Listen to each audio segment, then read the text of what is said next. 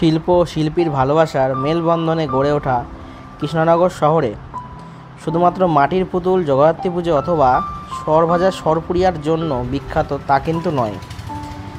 এই কৃষ্ণনগর শহরের বুকে এমন অনেক তথ্য লুকিয়ে আছে যা বহু মানুষের কাছে আজও অজানা। আর এই অজানা পথের সন্ধান দিতে এবারের মুখ্য বিষয় কৃষ্ণনগর বারোদোল মেলা, যেটি নদিয়া জেলার প্রাচীন মেলাগুলির মধ্যে অন্যতম। এবার আপনাদের বারোদোল মেলা সম্পর্কে কিছু তথ্য দিই। বারোদোল মেলা কেন শুরু হয়েছিল বা কিভাবে শুরু হয়েছিল? নদিয়া জেলা তথা কৃষ্ণনগরের অন্যতম বিখ্যাত একটি মেলা হলো এই বারোদোল মেলা। অনুমান করা হয় 1764 খ্রিস্টাব্দে রাজা কৃষ্ণচন্দ্র রায় এই মেলার প্রবর্তন করেন। তবে এই মেলার প্রবর্তনের সময় সম্পর্কে সঠিক কোনো তথ্যই আজও পাওয়া যায়নি। কথিত আছে নদিয়ার রাজা কৃষ্ণচন্দ্র রায়ের দুই মহিষী ছিলেন, রূপবতী, লবঙ্গময়ী ও গুণবতী। দ্বিতীয় মহিষীকে নিয়ে রাজা বীরনগরের উল্লায় রাঘব রায়ের নির্মিত জলবাটিকায় কদিন থাকবেন বলে ঠিক করেন, কিন্তু রাজকার্যে ব্যস্ত হয়ে পড়ার দরুন তিনি রানীমাকে নিয়ে ওই স্থানে যেতে অসমর্থ হন। ফলে রাজমহিষীর এই স্থানের মেলা দেখার ইচ্ছা মনের ভেতরে থেকে যায়। তাই রানীমার মনের ইচ্ছে পূরণ করার জন্য রাজা কৃষ্ণচন্দ্র রায় কৃষ্ণনগরের রাজবাড়ি প্রাঙ্গণে এই মেলার প্রবর্তন করেন, যাতে রানীমা এবং অন্যান্য নদিয়াবাসীরা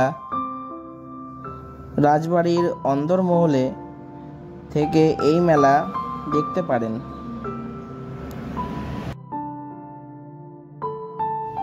এবার বলি মেলার নামকরণ। এই মেলায় নামকরণ নিয়ে বেশ কিছু মতান্তর রয়েছে। কেউ কেউ বলে থাকেন দোল পূর্ণিমায় 12 দিন পরে মেলা উদযাপিত হয়, তাই তার নাম বারোদোল মেলা। আবার কারোর মতে রাজা রামমোহন রায় তার রাজবাড়ির কুল বিগ্রহ বড়নারায়ণ ব্যতীত আরও 12টি কৃষ্ণ বিগ্রহ বিভিন্ন স্থান থেকে নিয়ে এসে সমারোহে সহকারে 3 দিন রাজবাড়ির নাটমন্দিরে পুজো করাতেন বলে এই মেলার নাম বারোদোল মেলা। বিরোহী, শান্তিপুর, সূত্রাগড়, নবদ্বীপ, অগ্রদ্বীপ, তেহট্ট, বহির্গাছি প্রভৃতির বিভিন্ন স্থান থেকে আগত 12টি বিগ্রহের নাম হল বলরাম, শ্রী গোপীমোহন, লক্ষ্মীকান্ত, ছোট নারায়ণ, ব্রহ্মণ্যদেব, গড়ের গোপাল, অগ্রদ্বীপের গোপীনাথ, নদিয়ার গোপাল, তেহট্টর কৃষ্ণরায়, কৃষ্ণচন্দ্র, শ্রী গোবিন্দদেব, মদন গোপাল ইত্যাদি। এই 12টি জায়গার কৃষ্ণ বিগ্রহ রাজবাড়িতে এনে সমারোহে সুসজ্জিত শঙ্খ অলঙ্কারিত ঠাকুর দালানে চাঁদনি বা নাটমন্দিরে বিগ্রহগুলিকে রেখে প্রথম 3 দিন পূজার্চনা করা হয়। বিগ্রহগুলিকে পৃথক পৃথক মঞ্চে স্থানান্তরিত করে। মেলার প্রথম 3 দিন 3 রকম ভাবে সাজানো হয়, যথা রাজবেশ, ফুলবেশ এবং রাখাল বেশ। প্রথম দিন থাকে রাজবেশ, দ্বিতীয় দিন থাকে ফুলবেশ, আর 3 নম্বর দিন থাকে রাখাল বেশ। এই সময় সমস্ত কৃষ্ণনগরবাসী এবং বিভিন্ন জায়গা থেকে আগত দর্শনার্থীরা জন্য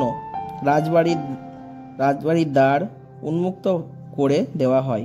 এছাড়াও 2019 সালে প্রথমবার প্রায় 300 বছরের পর রাজবাড়ির অন্দরমহল থেকে রাজবাড়ির নাটমন্দিরে অধিষ্ঠিত হয়েছে মা অন্নপূর্ণার চরণ, শিবলিঙ্গ, বিজয়লক্ষ্মী, যা দর্শন করার জন্য দূর দূরান্ত থেকে মানুষজন ছুটে এসেছিলেন এই মেলার প্রাঙ্গণে। মেলার আনুষ্ঠানিক সময় পর্ব সম্পর্কে আপনাদের কিছু বলবো। আনুমানিক 257 বছরেরও পুরনো এই মেলা প্রতি বছর দোল পূর্ণিমার পর চৈত্র মাসের শুক্ল একাদশী তিথিতে কৃষ্ণনগর রাজবাড়ি প্রাঙ্গণে অনুষ্ঠিত হয়ে থাকে। প্রায় 1 মাস ধরে এই মেলা চলে, তবে ঠাকুর থাকে প্রথম 3 দিন।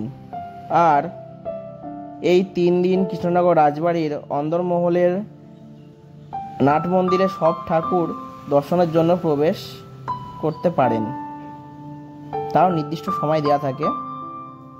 এবার যেমন সময় দেওয়া ছিল সকালবেলা ঠিক 10টা থেকে 2টো পর্যন্ত এবং বিকেল 4টা থেকে 10টা পর্যন্ত। এবার আপনাদের বলবো মেলার প্রধান আকর্ষণীয় বিষয়বস্তু সম্পর্কে। বারোদল মেলার বিশেষ আকর্ষণ হলো সার্কাস এবং মরণকূপ, যা সচরাচর কোনো মেলাতে দেখতে পাওয়া যায় না। বৃহত্তম এই মেলাতে গেলে আপনি 3টি অংশ খুঁজে পাবেন। প্রথম ও তৃতীয়াংশে বিভিন্ন রকম বাহারি সামগ্রীর দোকান, মুখরোচক খাবারের দোকান, আর মেলার প্রাঙ্গণে ঠিক মাঝখানে থাকে বিভিন্ন দোলনা এবং মনোরঞ্জনদায়ক খেলাধুলার সমাহার। এই মেলায় শুধু কৃষ্ণনগর বা আশেপাশে তৈরি জনপ্রিয় দ্রব্য সামগ্রী বিক্রি হয় না, বরং দূর দূরান্ত থেকেও অনেক মানুষ এসে এই মেলায় তাদের বিখ্যাত জিনিসের দোকান দিয়ে থাকেন।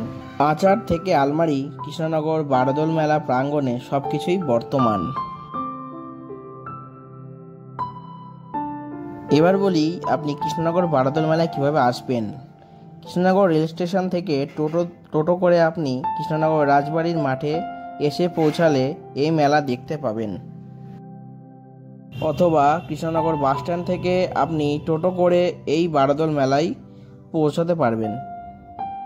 ভিডিওটি ভালো লাগলে অবশ্যই একটা লাইক করে দেবেন, সাবস্ক্রাইব করে দেবেন এবং কমেন্ট করে দেবেন। আপনারা কোথা থেকে মেলাটা দেখছেন সেটা অবশ্যই কমেন্টে লিখবেন। এবং আমার যদি কোনো ভুলভ্রান্তি হয়ে থাকে তাহলে আমাকে ক্ষমা করবেন। আমার ভিডিওটা সম্পূর্ণ দেখার জন্য আপনাদের সকলকে অসংখ্য ধন্যবাদ। আপনাদের সকলের সময় অনেক ভালো কাটুক। আর একটা কথা, এই মেলাটি আর মোটামুটি 10 দিন মতো আছে। যারা যারা এখনও দেখেননি তারা অতি শীঘ্রই আমাদের বারোদল মেলায় চলে আসুন এবং মেলাতে আনন্দ করুন এবং মেলা থেকে জিনিস কিনে নিয়ে যান। বিভিন্ন রকম সামগ্রী পাবেন, তা আমার ভিডিওর মাধ্যমে হয়তো দেখাতে পেরেছি। কোনো কিছু অজানা তথ্য থাকলে অবশ্যই কমেন্ট করুন, রিপ্লাই দেওয়ার চেষ্টা করব।